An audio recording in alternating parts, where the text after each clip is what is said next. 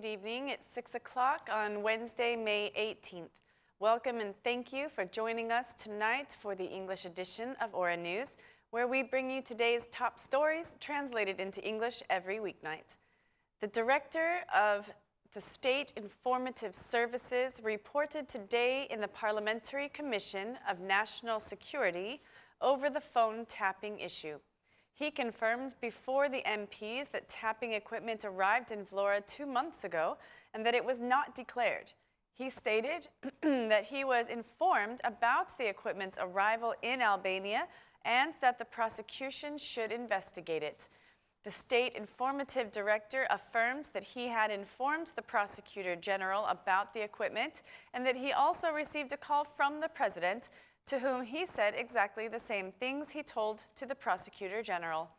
When asked why he did not give the information to the Prime Minister, the director declared that the information was only established by one source and that he tells the Prime Minister only information that has been confirmed by 2 sources.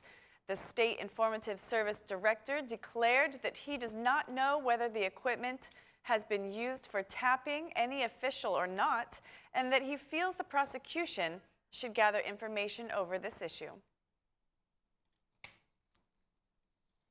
The Minister of Interior, State Police Director, and the Prosecutor General all reported today in the Parliamentary Commission of National Security over the recent tapping dispute.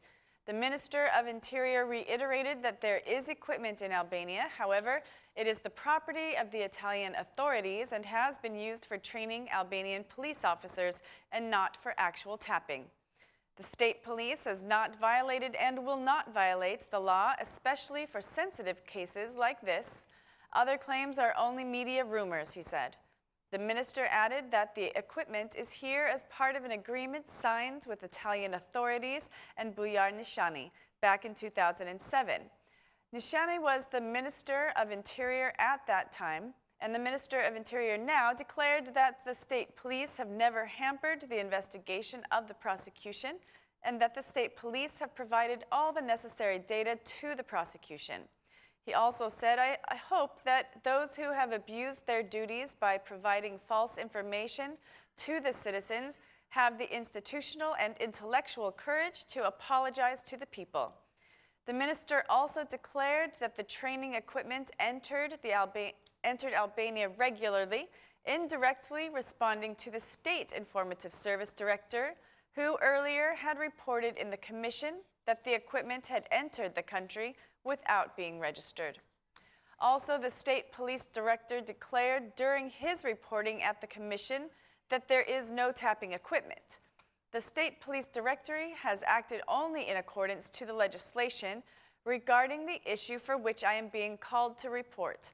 I want to make clear that the State Police have never had and cannot have any tapping equipment. The State Police does not tap phones.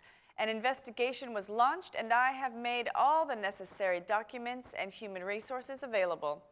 I'm open to serve the investigation, declared State Police Director. Meanwhile, the Prosecutor General gave a few answers to the members of the Commission.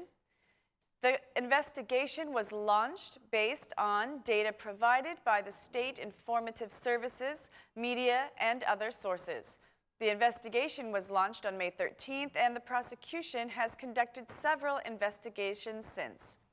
The prosecution set up an investigative body, which being worked extensively to conclude the investigation fast, said the Prosecutor General.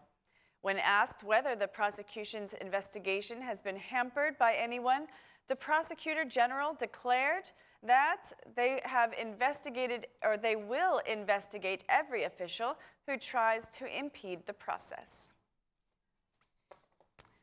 Albania's Italian ambassador reacted for the first time to the tapping equipment scandal, which is claimed to have been brought to Albania by the Italian special police team known as Force.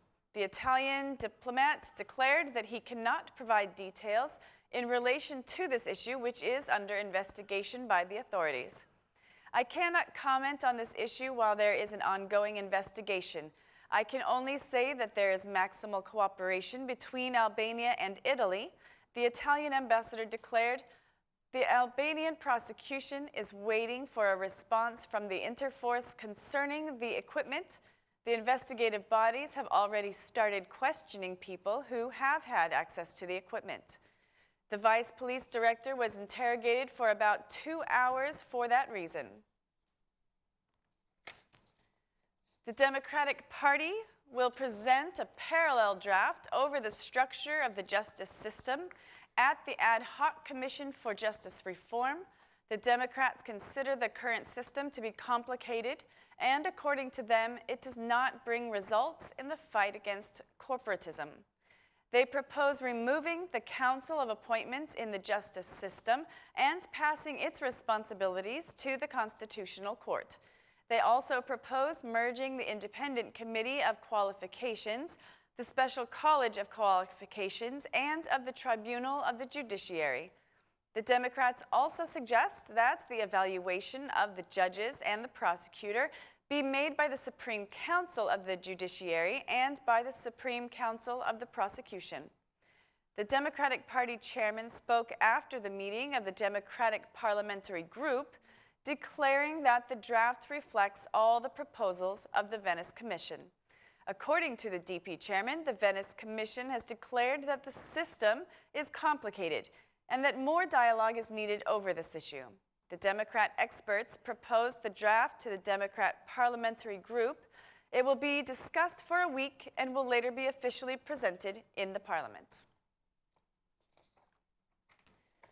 The Albanian reporter for the European Parliament, Knut Fleckenstein, was in Shkodër today, where he declared that he expects Albanian politicians to adopt the judicial reform within the coming week. Fleckenstein raised a concern that there are still some personal interests blocking the reform adoption. There are some people who do not want the adoption of the judicial reform. In 6 weeks, you will learn if this country is being ruled by real politicians or not. We believe that the fight against organized crime and corruption can be fought through this reform. I support Albania's entrance into the European Union, and the European Parliament is working hard for your country's membership. But we all know that there is still a long and hard road of work needed for the membership, Mr. Fleckenstein said. When asked whether there is a possibility that political class is making some compromises to save some people, Fleckenstein declared that the European Parliament is not like the Albanian Parliament. Justice reform is not about saving some people or their children. It's about the future of Albania.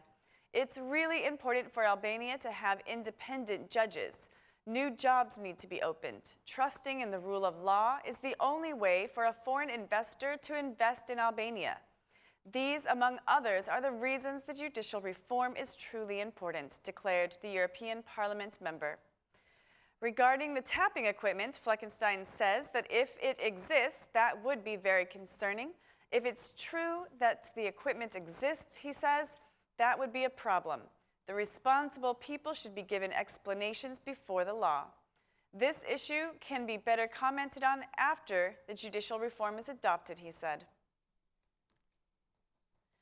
The Administrative Appellate Court reviewed 3 requests today, each regarding the exclusion of the decisive judges over the construction of a 17-story building in the Lake Park area near the dam.